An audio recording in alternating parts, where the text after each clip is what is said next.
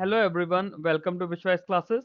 हमारी सीरीज चल रही है इंडियन ज्योग्राफी की, जिसके अब तक हम लोग 5 पार्ट्स कर चुके हैं और पिछले वीडियो में हम लोगों ने इंडिया के ड्रेनेज सिस्टम की बात करी थी। ये सेशन 6 है हमारा ज्योग्राफी का, जिसमें हम लोग इंडिया के क्लाइमेट की बात करेंगे।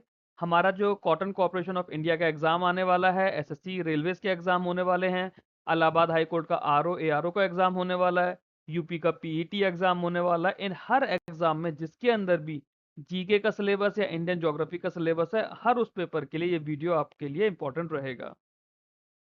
क्लाइमेट ऑफ इंडिया की बात करते हैं इस वीडियो से अब हम लोग। क्लाइमेट हमारा क्या होता है, कोई भी मतलब क्लाइमेट की हम वैसे बेसिकली बात करें ना, तो एवरेज पैटर्न जो होता है वेदर कंडीशन का, किसी भी प्लेस का, जगह का, उसमें उसका टेम्परेचर भी होगा, रेनफॉल भी होगा, ह्यूमिडिटी भी होगी, विंड भी होगा, और वो 30 साल के लिए एटलीस्ट देखा जाता है, तब जाके वो वहाँ का क्लाइमेट का पैटर्न बनता है। वेदर तो दिन में ही 4 बार चेंज हो जाता है ना, सुबह दोपहर शाम रात को ही होता है। अभी बारिश होने वाली है, 1 घंटे बाद धूप निकल आएगी बहुत तेज, और फिर धूप चुभने लगेगी, बारिश हो जाएगी शाम को, फिर से और ठंडा लगने लगेगा। तो वेदर तो दिन में कभी भी चेंज होता रहता है। क्लाइमेट जो होती है एटमॉस्फेयर की लॉन्ग टर्म कैरेक्टरिस्टिक्स होती है किसी भी प्लेस की। अब इंडिया के पास जो है ना ट्रॉपिकल मानसून क्लाइमेट है। India tropical monsoon climate experience करता है। अब इसके अंदर क्या है, सीजनल रिवर्सल ऑफ विंड्स होता है।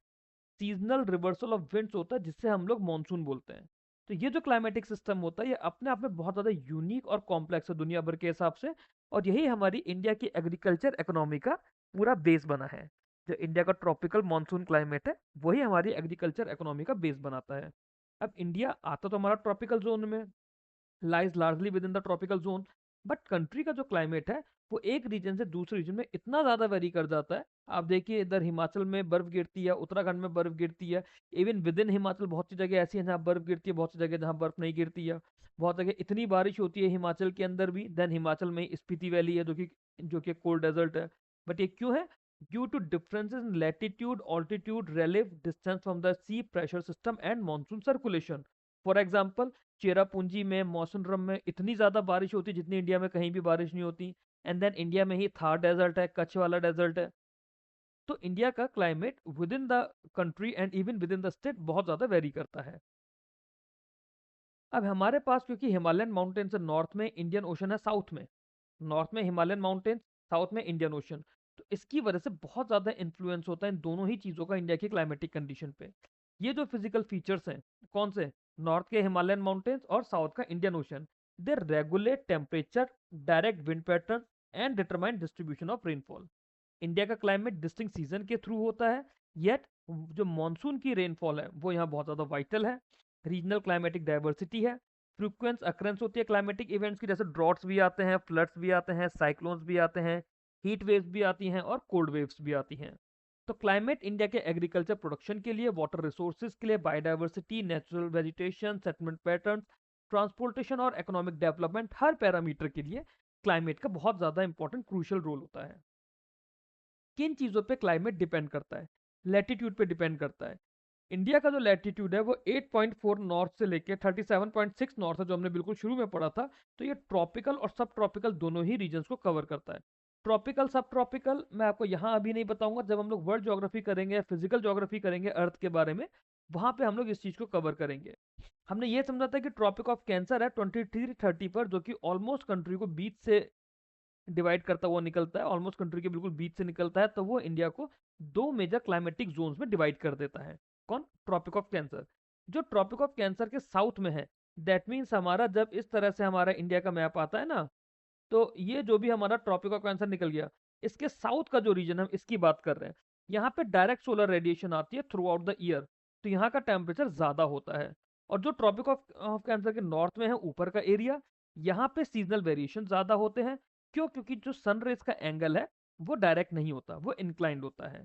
तो ये जो लैटिट्यूड होता है, तो लैटिट्यूड यहाँ पे duration of sunshine, seasonal temperature variation और इंटेंसिटी ऑफ सोलर हीटिंग, हर चीज़ को अफेक्ट करता है। एल्टीट्यूड की अगर हम लोग बात करें, तो एल्टीट्यूड पर क्या होता है, पर किलोमीटर या पर 1000 मीटर 6.5 डिग्री सेल्सियस का चेंज आ जाता है टेम्परेचर में, और इसे हम लोग नॉर्मल लैप्स रेट बोलते हैं। पीसीएस में, जो आपके लोअर पीसीएस के एग्जाम्स होते हैं, आरओ एआरओ के एग्जाम होता है, वहां पे कई बार पूछा जाता है लैप्स रेट क्या होता है, या लैप्स रेट कितना होता है। तो पर 1000 मीटर के एल्टीट्यूड पे 6.5 डिग्री सेल्सियस का टेम्परेचर आता है। तो जो हमारे हिल स्टेशन है, जैसे शिमला है, धर्मशाला है, नैनीताल है, ऊटी है, श्रीनगर है, अब तो यार चीज़ें अलग होती चली गई, बट फिर भी इनके अलावा जो बाकी हिल स्टेशंस भी हैं वो समर्स में भी काफ़ी ज़्यादा ठंडे रहते हैं। हाई एल्टीट्यूड हिमालयन रीजन में जाएँ तो वहाँ विंटर्स में बहुत ज़्यादा स्नोफॉल होती है और काफ़ी महीनों तक जो वहाँ की पहाड़ियाँ होती हैं वो बर्फ़ से ढकी रहती हैं। तो एल्टीट्यूड जो होता है वो हमारे रेनफॉल के साथ मॉइस्ट विंड्स को भी इन्फ्लुएंस करता है, बर्फ़ भी गिरा रहा है और विंड्स जो होती हैं they are forced to rise over mountains, जिसकी वजह से ओरोग्राफिक रेनफॉल होती है। विंडवर्ड साइड पे ओरोग्राफिक रेनफॉल होती है। अब ओरोग्राफिक रेनफॉल भी जब मैं आप लोगों को फिजिकल ज्योग्राफी पढ़ाऊंगा तो आप लोग शायद ज़्यादा बेटर वे में समझ पाएंगे जब क्लाउड्स और रेनफॉल के टाइप्स और पैटर्न हम लोग पढ़ेंगे। फिलहाल के लिए इस वर्ड को याद कर लीजिए कि जब भी हमारी moist winds they are force to rise over mountains तो वो विंडवर्ड साइड में ओरोग्राफिक रेनफॉल में रिजल्ट करती हैं। फिर distance of the sea, distance of the sea को हम लोग कॉन्टिनेंटलिटी बोलते हैं। तो जो लार्ज वाटर बॉडीज होती है ना, क्या कॉन्सेप्ट होता है, जमीन और पानी की बात करें, पानी गर्म देर से होता है, जमीन गर्म जल्दी होती है। सिमिलरली पानी ठंडा भी देर से होता है और जमीन ठंडी जल्दी होती है। तो जो बड़ी वाटर बॉडीज हो गई ना, लेक्स हो गई, बड़ी बड़ी लेक्स हो गई, सी हो गया, ओशन हो गया, तो वो हमारे लैंड के कंपैरेटिवली गर्म भी देर से हो रहा है और ठंडा भी देर से हो रहा है, जिसकी वजह से जो कोस्टल एरियाज होते हैं, जैसा समुद्र के आसपास जाओ तो वहाँ रात में बहुत मस्त ठंडी हवा चल रही होती है। दिन में भी आप नदियों के आसपास हो तो कंपैरेटिवली थोड़ा सा ठंडा सा एटमॉस्फेयर होता है। तो जो भी हमारे कोस्टल रीजन है, मुंबई का, चेन्नई का, कोची का, विशाखापट्टनम का, वहाँ पे इक्वेबल या मैरीटाइम क्लाइमेट होता है। That means through out the year moderate temperatures रहते हैं। दस डिस्टेंस फ्रॉम द सी जो होता है वो लार्जली डिटरमाइन करता है annual range of the temperature को।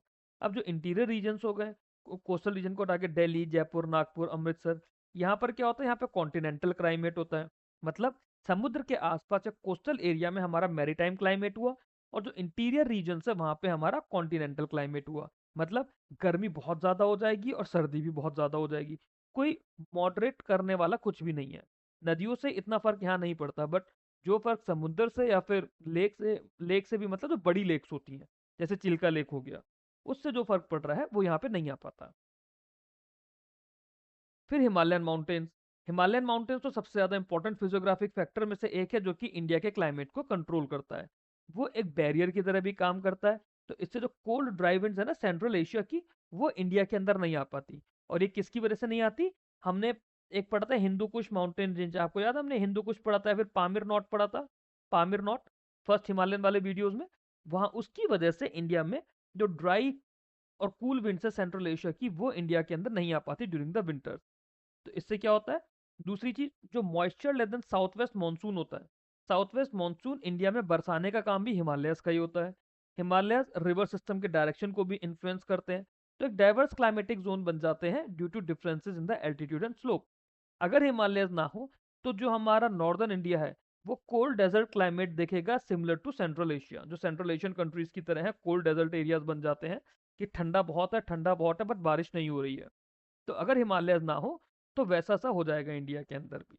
तो इस तरह से हिमालयस इंडिया के क्लाइमेट को तो अफेक्ट करते ही करते हैं। इस क्लाइमेट की वजह से जो हमारी एग्रीकल्चर बन रहा है नॉर्दर्न इंडिया का, वो भी हिमालयस कंट्रोल कर रहे हैं कहीं ना कहीं। मानसून विंड्स जो होता है seasonal reversal of wind direction होता है, जो कि इंडिया के क्लाइमेट की एक डिफाइनिंग कैरेक्टरिस्टिक है, जिसकी हमने बात भी करी। जैसे अभी जब मैं जुलाई लास्ट में ये वीडियो बना रहा हूँ आप लोगों के लिए, तो ये मानसून का टाइम चल रहा है इंडिया में। अब आप लोगों को पता है कि एग्रीकल्चर के लिए भी ये टाइम कितना ज्यादा इंपॉर्टेंट है, खरीफ सीजन के लिए, है ना। और अलग अलग चीजें हैं, बारिश हो रही है, इरिगेशन हो रहा है उसी बारिश के पानी से। जो हमारी पेनिनसुलर इंडिया के रिवर्स हैं, जो हमने बात कही थी कि मानसून फेड रिवर्स होती हैं, वो रेन फेड रिवर्स होती हैं, उनके लिए ये मानसून विंड बहुत ज़्यादा ज़रूरी होती हैं। तो समर में क्या होता है, इंडियन लैंड मास में इंटेंस हीटिंग होती है। जब हीट होगी तो उस समय क्या होगा, लो प्रेशर क्रिएट होगा। अब आप सोच कर देखो कि ये आपका एक लैंड का पार्ट है बहुत बड़ा, ठीक है, यहाँ पे बहुत तेज सनरेज आ रखी है तो बहुत ज़्यादा गर्म हो रखा है। जब गर्म होगा तो यहाँ के एटमॉस्फेयर की जो भी एयर होगी वो क्या होगी, वो एयर भी गर्म होगी। जब एयर गर्म होगी तो वो ऊपर उठने लगेगी, फैलने लगेगी। एयर फैलेगी तो लो प्रेशर क्रिएट हो जाएगा। जब लो प्रेशर क्रिएट होगा तो उस समय क्या होता है, जो इंडियन ओशन है वहां से हमारे पास विंड्स आती हैं, उन विंड्स को हम लोग मॉनसून विंड्स कहते हैं। और वो जो विंड्स आती है क्योंकि वो समुद्र के ऊपर से आ रही है तो वो मॉइस्चर को लेकर आती हैं। तो जो लो प्रेशर जोन क्रिएट हुआ, मतलब समझ पा रहे हो ना, लो प्रेशर जोन जो क्रिएट हुआ वो समुद्र से मॉइस्चर वाली विंड्स लेकर आ रही हैं, जिसकी वजह से इंडिया में बारिश होती है। बात कब की हो रही है, ये बात हो रही है समर्स की। फिर जैसे जैसे गर्मी आती है, अभी 3-4 महीने बारिश रहेगी ना, फिर जैसे जैसे गर्मी आती है, लैंड जो है जल्दी ठंडी हो जाएगी, लैंड जल्दी ठंडी हो जाएगी। बट जो समुद्र है, समुद्र हमारा गर्म रहेगा as compare to the land. समुद्र का टेम्परेचर ज्यादा रहेगा। अब वो टेम्परेचर ज्यादा है तो उससे क्या होगा, वहां समुद्र में टेम्परेचर, वो सॉरी, समुद्र में प्रेशर लो हो जाएगा, और जमीन का प्रेशर जो लैंड का प्रेशर ज्यादा हो जाएगा।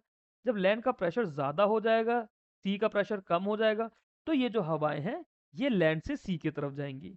तो ये सीजनल विंड सिस्टम जनरेट हुआ।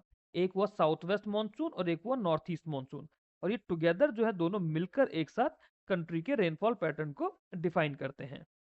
ठीक। फिर आता है हमारा प्रेशर और विंड सिस्टम। प्रेशर और विंड सिस्टम भी हमारे क्लाइमेट को बहुत ज़्यादा इन्फ्लुएंस करता है। जैसे एशिया में या इंडियन ओशन में सीजनल चेंजेस होता है एटमॉस्फेरिक प्रेशर में। जैसे अभी हमने मानसून के लिए समझा, समर में हम लोगों ने समझा कि किस तरह से लो प्रेशर डेवलप हो रहा है, स्पेशली नॉर्थ वेस्ट इंडिया में, जो पाकिस्तान के साथ का भी एरिया है उस, और जो सदर्न इंडिया का ओशन है वहाँ पे हाई प्रेशर बना हुआ है, तो वहाँ से विंड्स हमारे यहाँ आएंगी, और ये विंड्स हमारा मॉइस्चर लेकर आ रही हैं। विंटर में इसका रिवर्स हो जाता है, जो हमारा नॉर्थ ईस्ट मानसून बन जाता है। तो विंटर्स में जो होता है साउथ वेस्ट मानसून का विड्रॉल होता है, और ऑनसेट होता है नॉर्थ ईस्ट मानसून का। फिर एक चीज होती है जेट स्ट्रीम्स। जेट स्ट्रीम्स बहुत इंपॉर्टेंट कॉन्सेप्ट होता है। जेट स्ट्रीम्स क्या होती हैं, ये वो नैरो बैंड्स होती हैं हाई स्पीड विंड्स की, जो कि अपर एटमॉस्फेयर में फ्लो करती हैं। Jet streams are the narrow band of high speed winds which are flowing in the upper atmosphere. अब इसमें जो सब ट्रॉपिकल वेस्टर्ली जेट स्ट्रीम होती है, सब ट्रॉपिकल वेस्टर्ली जेट स्ट्रीम, ये क्या करती है, नॉर्दर्न इंडिया के विंटर वेदर को इन्फ्लुएंस करती है। नाम याद रखना, सब tropical westerly jet stream, winter weather of northern India. ठीक है।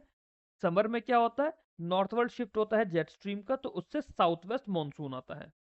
ट्रॉपिकल ईस्टर्ली जेट स्ट्रीम्स होती हैं, इन सब को हम लोग फिजिकल ज्योग्राफी में ज्यादा डिटेल में समझेंगे। ट्रॉपिकल ईस्टर्ली जेट स्ट्रीम्स होती हैं, ये मानसून सर्कुलेशन को सपोर्ट कर, मतलब मानसून सर्कुलेशन को स्ट्रेंथन करता है और वाइड स्प्रेड रेनफॉल सपोर्ट करता है। तो जेट स्ट्रीम्स क्या हुई, जो बादल आए ना, जो मानसून की विंड्स आई, उसे पूरी कंट्री में फैलाना। ये जो वेस्टर्न डिस्टर्बेंस होता है जिसकी वजह से हमारी ठंड ज्यादा होती है, हम बोलते हैं ना कि वेस्टर्न डिस्टर्बेंस हो रहा है, उसको इंडिया में फैलाना, वो काम जेट स्ट्रीम्स का है। फिर सॉरी, फिर ओशन करंट्स होते हैं हमारे। ओशन करंट्स क्या करते हैं, ओशन करंट्स हमारे जो कोस्टल रीजन है वहाँ के टेम्परेचर और ह्यूमिडिटी को देखते हैं। वार्म वाटर जो होगा अरेबियन सी का और बे ऑफ बंगाल का, वो एबंडेंट मॉइस्चर देता है मानसून विंड्स को, जिसकी वजह से जो हमारे कोस्टल एरियाज है वहाँ पे बारिश ज़्यादा होती है। इंडिया के सीजन्स की बात करें तो जो इंडिया मेट्रोलॉजिकल डिपार्टमेंट है आईएमडी, उन्होंने हमारे को पूरे साल भर में 4 डिस्टिंक्ट सीजन में बांटा है। पहला है हमारा विंटर सीजन, जो कि दिसंबर से फरवरी चलता है। तो विंटर सीजन में क्या होता है, जो सन की पोजीशन होती है ना वो साउथवर्ड होती है, जिससे सोलर रेडिएशन जो इंडिया में आ रही है उनकी इंटेंसिटी कम हो जाती है। सोलर रेडिएशन की इंटेंसिटी कम हो जाती है। इस टाइम पे जो नॉर्दर्न पार्ट है इंडिया का, वहां पे लो टेम्परेचर होता है, डेंस फॉग होता है, फ्रॉस्ट और ओकेजनल कोल्ड वेव्स आती हैं। बट सदर्न पार्ट जो है इंडिया का, सदर्न इंडिया, वो कंपैरेटिवली वार्म रहता है, क्योंकि उसका लोअर लैटिट्यूड है और मैरीटाइम इन्फ्लुएंस होता है। Dry north east trade winds चलती हैं इस समय, विंटर्स की बात हो रही है, dry north east trade winds चलती हैं, and they prevail over most part of the country. Western disturbances होती हैं जो कि विंटर में रेनफॉल लेकर आती है नॉर्थ वेस्टर्न इंडिया में, और वेस्टर्न हिमालयाज पे स्नोफॉल लेकर आती हैं। किसकी वजह से होता है, वेस्टर्न डिस्टर्बेंसेज की वजह से। So rainfall is highly beneficially for rabi crops, specially wheat and mustard, जो विंटर की बारिश होती है, सरसों के लिए, गेहूं के लिए बहुत ज्यादा बेनिफिशियल होती है। फिर मार्च से मई के लिए, मई के बीच हमारा समर सीजन होता है। जो समर सीजन होता है, it is characterize by the rapid increase in temperature. क्यों, क्योंकि यहाँ पे सोलर हीटिंग हमारी बढ़ जाती है, इंटेंस सोलर हीटिंग होने लगती है। नॉर्थ वेस्टर्न इंडिया जो है वहां पे टेम्परेचर 45 या उससे भी ज्यादा होने लग जाता है, हीट वेव्स चलती हैं। एक deep low pressure area develop होने लगता है ओवर द थार डेजर्ट। जो थार डेजर्ट के साइड का एरिया है, वहां पे साउथ वेस्ट मानसून की विंड्स को वो अट्रैक्ट करने लगता है। यहाँ पे इस टाइम पर मार्च से मई का जो सीजन होता है, हॉट ड्राई विंड्स चलती हैं, उन्हें हम लोग लू बोलते हैं। ये पूरे नॉर्दर्न इंडिया के अंदर चलती हैं दोपहर भर। ठीक है। फिर इसके बाद कुछ लोकल कनेक्टिव स्टॉर्म्स होते हैं, जिन्हें अलग अलग रीजन में अलग अलग नाम से जाना जाता है। जैसे काल बैसाखी विंड्स चलती हैं वेस्ट बंगाल और आसाम में। मैंगो शॉवर्स होते हैं केरला और कर्नाटका में। ब्लॉसम शॉवर्स होते हैं कर्नाटका में, केरला में। और जो ब्लॉसम शॉवर होते हैं वो कॉफी प्लांटेशन के लिए होते हैं। ये याद रखिएगा किसके लिए होता है, जो ब्लॉसम शावर्स होते हैं वो कॉफी प्लांटेशन के लिए होते हैं। जो मैंगो शावर्स होते हैं, they aid in the early ripening of mangoes. फिर हमारा नेक्स्ट सीजन आता है साउथ वेस्ट मानसून का, जो कि जून से सितंबर तक चलता है।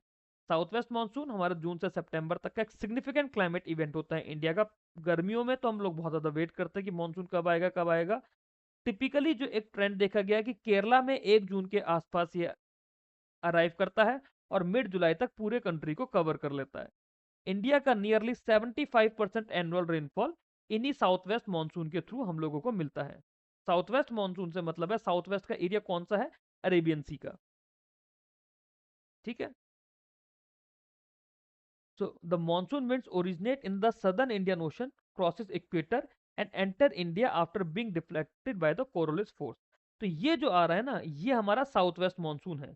ये हमारा इधर जो मुंबई का एरिया है, केरला का एरिया है, वेस्टर्न घाट्स पे बारिश करेगा।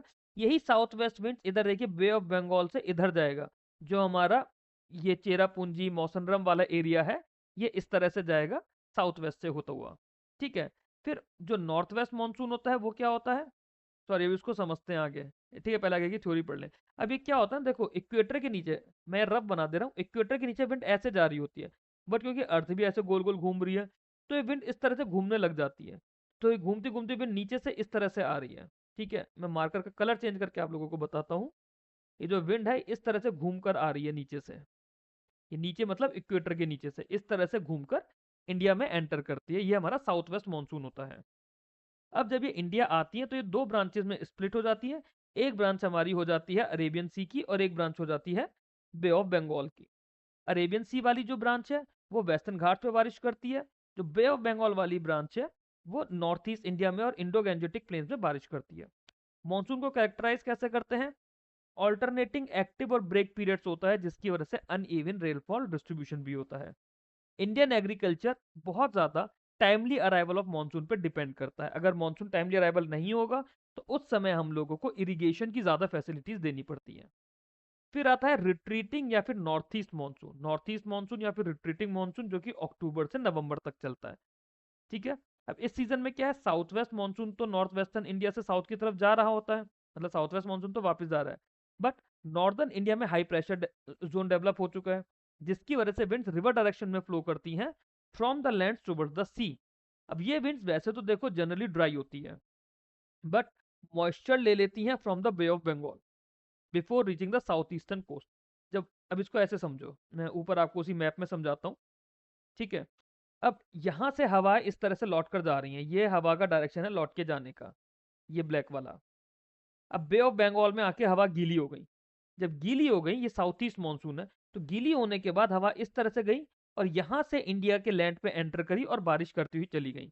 तो जो तमिलनाडु का एरिया है ना, स्पेशली चेन्नई या उसके आसपास का एरिया, वहां पे बारिश इसी टाइम पर होती है। यही वहां का मेन बारिश का टाइम होता है। कॉन्सिक्वेंटली तमिलनाडु, पुडुचेरी, सदर्न आंध्र प्रदेश, उन्हें सब्सटेंशियल रेनफॉल इसी टाइम पर मिलती है।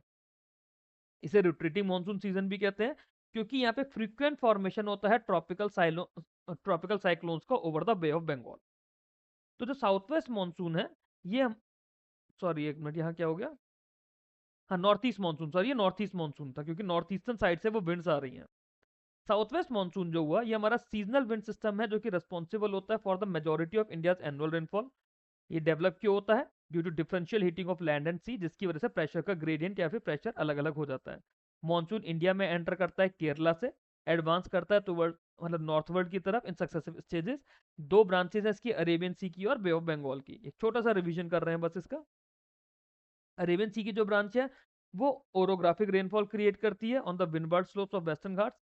बे ऑफ बंगाल की जो ब्रांच है वो नॉर्थ ईस्ट इंडिया में जाती है और वहां से फिर वेस्ट की तरफ आती है। ठीक है। डिलेड या डेफिशिएंट मानसून रेनफॉल अगर हुआ तो उससे सूखा भी पड़ता है, क्रॉप फेलियर्स भी होता है, वाटर की स्कैरसिटी भी होती है, और हाइड्रो इलेक्ट्रिक पावर जनरेशन भी हमारा रिड्यूस हो सकता है। एक्सेसिव रेनफॉल से बहुत ज्यादा बारिश आ सकती है, लैंडस्लाइड हो सकती है और सॉइल इरोजन होता है। नॉर्थ ईस्ट मानसून की बात करें तो इसे हम लोग विंटर मानसून या रिट्रीटिंग मानसून भी बोलते हैं। ये आमतौर पर अक्टूबर और नवंबर के टाइम पर होता है, after the withdrawal of the south west monsoon. ये पर्टिकुलरली कहाँ के लिए इंपॉर्टेंट है, तमिलनाडु के लिए, क्योंकि उनकी 50% ऑफ द एनुअल रेनफॉल इसी टाइम पर आती है। इस टाइम पर क्या होता है, नॉर्थ ईस्ट मानसून के टाइम पे साइक्लोन्स बनने लगते हैं बे ऑफ बंगाल पे। बे ऑफ बंगाल में साइक्लोन्स बनने लगते हैं that often intensify the rainfall over the south eastern coast. ठीक है। अब वेस्टर्न डिस्टर्बेंसेस क्या होती है, हमने एक चीज पढ़ी थी, वेस्टर्न डिस्टर्बेंसेस क्या है, जो मेडिटेरेनियन सी है ना, मेडिटेरेनियन सी में टेम्परेट साइक्लोन्स ओरिजिनेट होते हैं, उन्हें हम लोग वेस्टर्न डिस्टर्बेंस कहते हैं। वो वहां से ईस्ट की तरफ चलते हैं with the sub tropical westerly jet stream. अब ये जो डिस्टर्बेंसेज होते हैं, इसकी वजह से पंजाब, हरियाणा, दिल्ली, राजस्थान, यूपी और जम्मू एंड कश्मीर, यहाँ पे बारिश होती है। वेस्टर्न हिमालयाज में स्नोफॉल होता है। जो ग्लेशियर्स होते हैं वो वापस से जमना शुरू करते हैं और उससे पेरिनियल रिवर फ्लो होता रहता है। तो वेस्टर्न डिस्टर्बेंसेस भी हमारे लिए ज़रूरी हैं, क्योंकि इसी की वजह से हम लोग ग्लेशियर्स की मेल्टिंग को थोड़ा बहुत कंट्रोल या रोक पाते हैं। मतलब हम लोग तो नहीं करते, नेचर खुद से ये काम करता है। मॉडरेट विंटर रेनफॉल अगर होती है तो वो रबी क्रॉप्स के लिए बहुत ज़्यादा ज़रूरी होती है। बट अगर एक्सेसिव रेनफॉल हुई, क्योंकि एवोपोरेशन तो हो नहीं रहा है इतना ज़्यादा, तो वो हमारे स्टैंडिंग क्रॉप्स को डैमेज भी कर सकती है। साइक्लोन्स होते हैं हमारे पास इंडिया में। साइक्लोन्स क्या है? इंटेंस लो प्रेशर सिस्टम है जो कि वार्म ट्रॉपिकल ओशंस में बनता है, जहाँ पे सी सरफेस का टेम्परेचर 26.5 डिग्री सेल्सियस से ज़्यादा हो जाता है। इंडिया साइक्लोन्स को एक्सपीरियंस करता है बे ऑफ बंगाल में, अरेबियन सी में। बट जो बे ऑफ बंगाल के साइक्लोन्स है वो बहुत ज़्यादा आते हैं, अरेबियन सी में उतने ज़्यादा नहीं आते हैं। साइक्लोन्स या तो प्री मानसून में आएंगे अप्रैल टू जून, या फिर पोस्ट मानसून आएंगे अक्टूबर टू दिसंबर। ये एक जनरलाइज टाइम है। बाकी क्लाइमेट चेंज की वजह से चीज़ें बदलती जा रही हैं, तो ये चीज़ें हमेशा के लिए सही नहीं रहेंगी। बट जो साइक्लोन्स होते हैं ना, उनके साथ में torrential rainfall, strong wind, storm surges और कोस्टल फ्लडिंग आती है। तो जब भी कोई साइक्लोन न्यूज़ में आएगा, आप लोग उसे देखिएगा, आप लोगों को काफ़ी कुछ समझ आएगा। आईएमडी इस चीज़ों को मॉनिटर करता है, फोरकास्ट करता है और साइक्लोन्स का नाम भी करता है in the northern Indian ocean.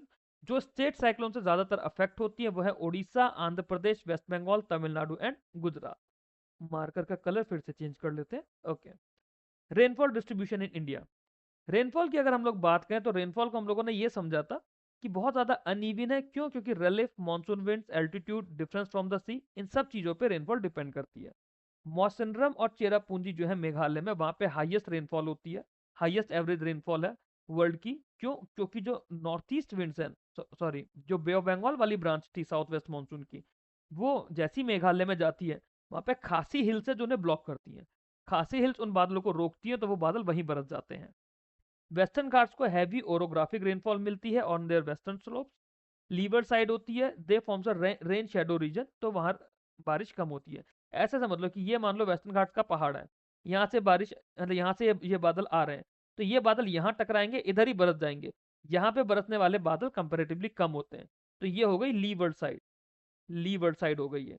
और ये हमारी जहाँ पे ओरोग्राफिक रेनफॉल हो रही है। वेस्टर्न राजस्थान में क्या होता है, जैसे ये हमारी मानसून विंड्स आ रही है ना, तो अरावली इन्हीं के पैरेलल बनी हुई है, तो वो इसको ब्लॉक ही नहीं कर पाती। जब ब्लॉक नहीं होती तो बादल वहां बरसते नहीं है, क्योंकि Aravallis ranges run parallel to the south west monsoon winds, offering little obstruction. Ganga plains जो होते हैं वहां पे ग्रेजुअल डिक्रीज होता है रेनफॉल का from east to west. Ganga plain में ईस्ट से वेस्ट तक रेनफॉल का ग्रेजुअल डिक्रीज होता है। रेनफॉल जो है it is generally more reliable in the north eastern and western coastal region than north western India. मतलब जो नॉर्थ ईस्टर्न इंडिया है या वेस्टर्न कोस्टल रीजन है, वहां पे बारिश ज्यादा है as compare to the north western India. India के टेम्परेचर डिस्ट्रीब्यूशन की बात करें तो टेम्परेचर डिस्ट्रीब्यूशन हमारा latitude, altitude, continentality, cloud cover और सीजनल विंड सिस्टम, इन चीज़ों पे हमारा टेम्परेचर कंट्रोल होता है। लैटिट्यूड पे, ऑल्टीट्यूड पे, कॉन्टिनेंटलिटी पर, क्लाउड कवर पर और सीजनल विंड सिस्टम पे। सदर्न इंडिया, वहाँ पे रिलेटिवली यूनिफॉर्म टेम्परेचर रहता है थ्रू आउट द ईयर, क्योंकि वो इक्वेटर के पास है और उसके आसपास समुद्र है।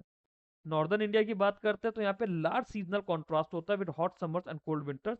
हिमालयन रीजन ऑलमोस्ट हमेशा कोल्ड रहता है because of its high altitude, क्योंकि हमने अभी समझा था कि पर 1000 मीटर 6.5 डिग्री सेल्सियस का टेम्परेचर का फर्क हो जाता है। फिर हम लोग थार डेजर्ट की बात करते हैं। जो हमारा थार डेजर्ट का एरिया होता है, थार डेजर्ट हमारा हाईएस्ट समर टेम्परेचर लेकर आता है, और जो लद्दाख का एरिया है वहाँ एक्सट्रीमली लो विंटर टेम्परेचर्स होते हैं। कोस्टल रीजन जो भी हो है हमारे, वहाँ पे लो एनुअल टेम्परेचर रेंज होती है। हाउएवर जो इनलैंड होती है वहाँ पे हाई एनुअल टेम्परेचर रेंज रहती है। क्लाइमेटिक रीजन्स ऑफ इंडिया की अगर बात करें तो इंडिया के जो क्लाइमेटिक रीजन है उनको हमने इस तरह से डिवाइड कर रखा है, जैसे tropical wet climate. Tropical wet climate कौन सा है? जो हमारा western Ghats, north east India, Andaman Nicobar में आता है, जहाँ पे बहुत ज़्यादा बारिश होती है, हाई ह्यूमिडिटी होती है थ्रू आउट द ईयर। दूसरा है tropical wet and dry climate, जो कि सवाना क्लाइमेट होता है। तो ये जो सेंट्रल इंडिया का ज़्यादातर एरिया है, वहाँ पे distinct wet and dry seasons होते हैं, जिसे हम सवाना क्लाइमेट या फिर tropical wet and dry climate बोलते हैं। ट्रॉपिकल सेमी एरिड क्लाइमेट है जो कि हमारा महाराष्ट्र, कर्नाटका, तेलंगाना, आंध्र और गुजरात के एरिया में है, जहाँ पे मॉडरेट रेनफॉल है और प्रोलॉन्ग ड्राई पीरियड्स होता है। एरिड क्लाइमेट है, एरिड क्लाइमेट हमारा वेस्टर्न राजस्थान का है, कुछ पार्ट्स ऑफ गुजरात का है, जहाँ पे एक्सट्रीमली लो रेनफॉल है, जो बेसिकली थार और कच्छ वाला रीजन है, स्पार्स वेजिटेशन है और हाई एवेपोरेशन है। ह्यूमिड सब ट्रॉपिकल क्लाइमेट, ह्यूमिड सब ट्रॉपिकल क्लाइमेट कहाँ पर है? जो इंडो गैंजेटिक प्लेन्स है, यहाँ पे जहाँ बहुत गर्मियाँ होती हैं, बहुत ठंडी सर्दियाँ होती हैं और मॉनसून रेनफॉल भी सीजनल होती है, ये हमारा ह्यूमिड सब ट्रॉपिकल क्लाइमेट होता है। माउंटेन क्लाइमेट है जो हमारे हिमालयाज में है, हिमालयन साइड में, जहाँ पे एल्टीट्यूड के साथ साथ टेम्परेचर, स्नोफॉल, एल्पाइन वेजिटेशन, इन सब चीज़ों की कैरेक्टराइजेशन किया जाता है। क्लाइमेट की सिग्निफिकेंस की बात करें तो क्लाइमेट हमारा एग्रीकल्चर कैलेंडर बताता है, क्रॉपिंग पैटर्न बताता है, डिफरेंट रीजन्स की प्रोडक्टिविटी को बताता है, पानी के रिसोर्सेज कैसे हैं, ग्राउंड वाटर रिचार्ज कैसा है, हाइड्रो इलेक्ट्रिक पावर जनरेशन कैसा है, ये सब कुछ हमारा क्लाइमेट पे डिपेंड करता है। Climate govern the distribution of forest, wild life, biodiversity and natural ecosystem.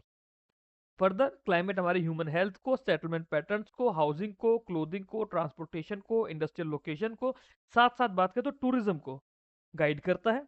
Variability होती है मॉनसून की, डायरेक्टली इंडिया की इकोनॉमी को इम्पैक्ट करता है, तो इसकी वजह से क्लाइमेट जो होता है इंडिया के इकोनॉमी के साथ साथ हमारे वेदर के लिए, लाइवलीहुड के लिए मोस्ट क्रिटिकल फैक्टर्स में से एक है, और इसी के थ्रू हम लोग नेशनल प्लानिंग और डेवलपमेंट की बात भी करते हैं। क्लाइमेट चेंज अगर होता है तो उससे फ्रिक्वेंसी और intensity of extreme weather events बढ़ने लगती है, जैसे heat waves, floods, drought, cyclone. तो इसकी वजह से सस्टेनेबल डेवलपमेंट के अंदर नए नए तरह के चैलेंजेस आने लगते हैं। That's all in this video. अगर आप लोगों को वीडियो अच्छा लगा हो तो वीडियो को लाइक करके चैनल को सब्सक्राइब कीजिए। कोई भी डाउट है तो ये मेरा कॉटन कॉर्पोरेशन ऑफ इंडिया वाला ग्रुप या फिर यूपी स्टेट गवर्नमेंट एग्जाम्स के लिए जो यूपी सीबीएल 2026 का ग्रुप है, इन दोनों ग्रुप को ज्वाइन करके किसी भी ग्रुप में आप मेरे से अपने डाउट डिस्कस कर सकते हैं। नेक्स्ट वीडियो में हम लोग नेक्स्ट टॉपिक के साथ मिलेंगे। Till then keep learning, keep growing. Thank you very much.